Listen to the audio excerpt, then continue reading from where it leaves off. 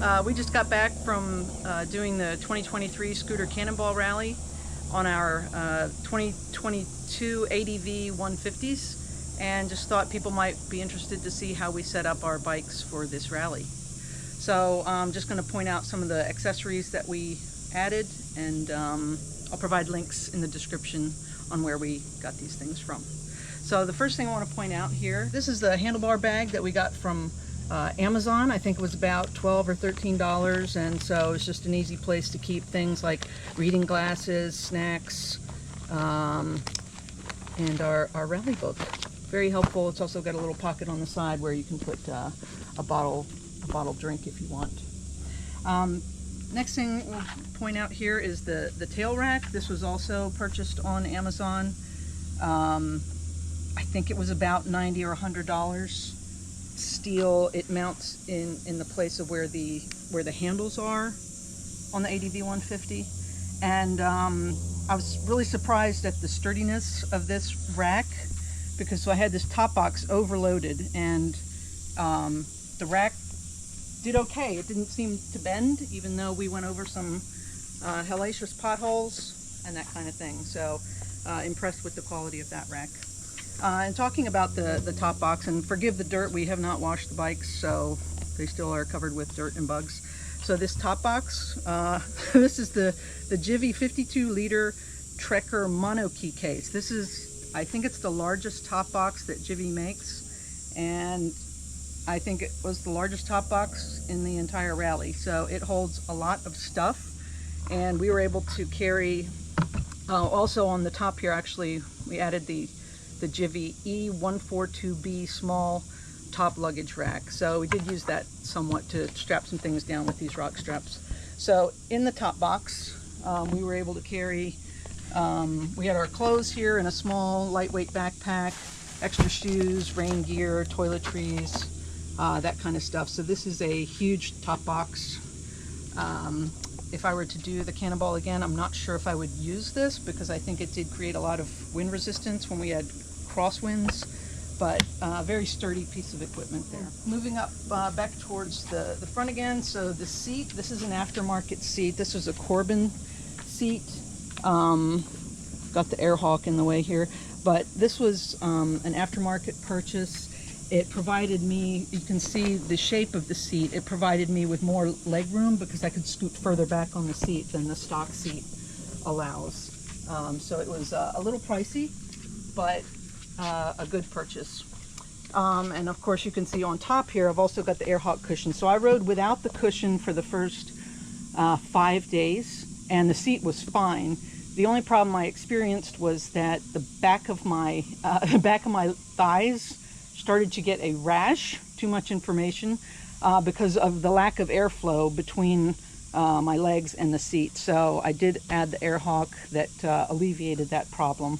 The seat itself is supremely comfortable. I just had to add the air hawk to increase airflow between my skin and the seat. I had also added these mirror extensions. If you're kind of big and you have big shoulders, the stock mirrors, you can't see much in the mirrors besides your shoulders. So we had added these little extensions a while back. I think I got those from Amazon as well. In terms of powered accessories on the scooters, we did have the Garmin Zumo XT. Also added a USB charging port here. And in the front, we added LED driving lights. Those the driving lights were purchased on Amazon also. One thing about adding these accessories, if you add them separately and you forget to turn them off, you could drain your battery. So what I had purchased, which you won't be able to see here, it's hidden behind this body panel, is something called the Hilton Thunderbox. And so all three accessories, both the GPS, the USB port, and the driving lights, are powered through that Hilton Thunderbox. And what that Thunderbox allows is it controls the power to the accessories. When the bike is shut off, it cuts the power to those accessories. So it creates a very neat installation. Highly recommend that accessory. I had also added an extra ram mount in case I felt like the Garmin Zumo was not enough. I did have an extra iPhone set up with Gaia GPS on it in case I wanted additional routing assistance. Let's see what else we did have for hydration. We added these what's called the Motojug hydration system, and so it basically consists of this holster and this hose, this 5-foot long hose, which was able to clip up here. It's got a retractable leash, so it snaps back. And so that's what Motojug is. It's this holster and the hose. And then you can purchase the jug separately from Walmart or Yeti, Arctic, any number of these. And so when you get the jug, you drill a hole in the top to insert the hose. So this jug kept the water ice cold for over 24 hours, and it holds a gallon. There was one day, our first day, when we were going through California into Arizona, I did drink the entire contents of the jug before we got to the hotel. But it was a great, I think it was a great addition because it allowed us to not have to stop and refill water bottles or Camelbacks, that kind of thing. It didn't cause too much wind resistance, I don't think, on the side here. Fairly unobtrusive installation. And let's see what else. There's the we did, even though our scooters only had about 1,000 miles each on them, we did want to start with a fresh tire, and so on the rear we added a Michelin City Grip 2 tire. These held up great, and you can see, so these tires now have, this rear tire now has 4,400 miles on it, and still in pretty good shape there. Lots of tread left. The only issue we had was actually on the ride home from the rally. Let's see, I'm not sure where it is. We ended up there it is. Ended up getting a metal shard in the tire, and had to plug it with the stop and go mushroom plug, and it held air enough that we were able to get home.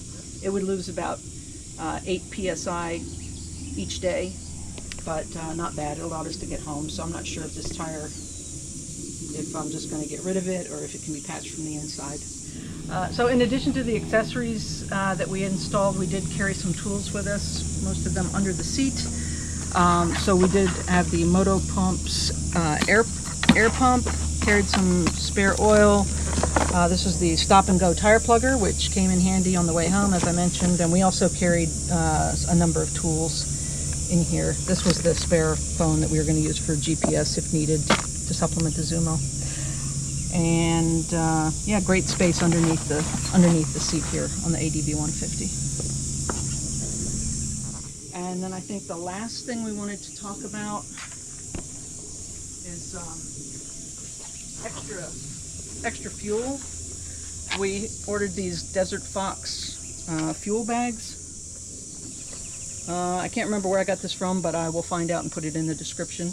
And we basically would just, I think it holds 2 gallons. We only put 1 gallon in each of them though, because they do kind of puff up when they get hot in the sun. And we just had them here, and we had them strapped on with rock straps. We ended up not even needing the fuel.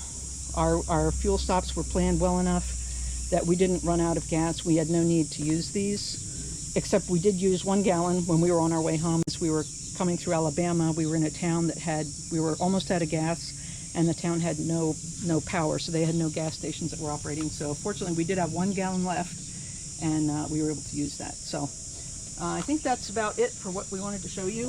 Other than that, the bikes were stock. We didn't do any changes to the rollers, nothing like that. So other than that, other than that flat tire I mentioned, we had no problems with the bikes. Surprisingly comfortable and fun to ride, so highly recommended. So I think that's all we wanted to show you about our setup for the bikes. So If you have any questions or comments, please feel free to make those comments below. And if you like the video, please give me a thumbs up. Thank you.